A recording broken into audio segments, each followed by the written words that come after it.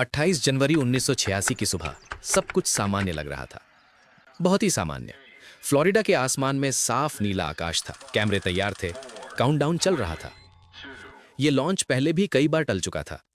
आज इसे होना ही था।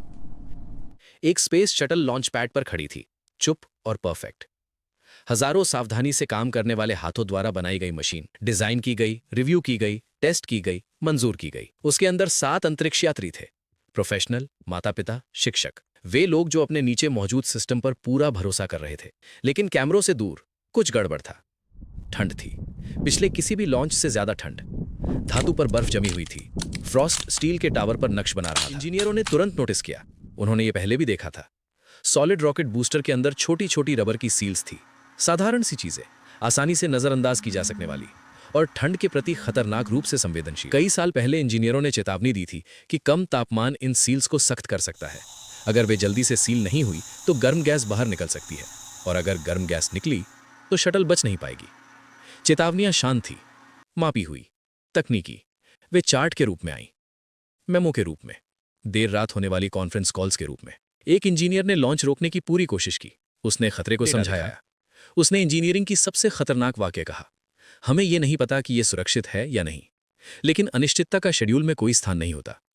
यह लॉन्च सिर्फ हार्डवेयर नहीं था, यह एक वादा था, एक प्रतिष्ठा थी, एक देश देख रहा था। क्लासरूम भर के बच्चे पहली बार स्पेस देख रहे थे। दबाव कभी चिल्लाकर नहीं आया, वो मुस्कुराता हुआ आया। किसी ने नहीं कहा कि खतरे को नजरअंदाज कर दो, वे सबूत मांगते रहे। जब सबूत परफेक्ट नहीं हो सका तो भाषा बदल गई। खतरा बन गया स्वीकार्य, चिंता बन गई अनुमान के बाहर, देरी बन गई अनुचित। कोई नियम नहीं तोड़ा गया, कोई प्रक्रिया का उल्लंघन नहीं हुआ। फॉर्म्स पर साइन हो गए, लॉन्च को मंजूरी मिल गई। 11:38 सुबह, इंजन जले, शटल ऊपर उठी, आग, शोर, तालियां। 70 सेकंड गुजरे, फिर 73वां सेकंड, एक अचानक चमक।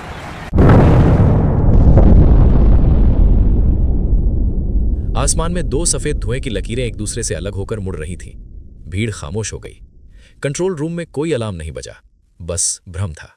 कंट्रोलर स्क्रीन्स की तरफ देखते रहे, उस डेटा का इंतजार करते रहे जो कभी वापस नहीं आने वाला था। क्रू कैबिन समुद्र में पूरी की पूरी गिरी, कोई नहीं बचा।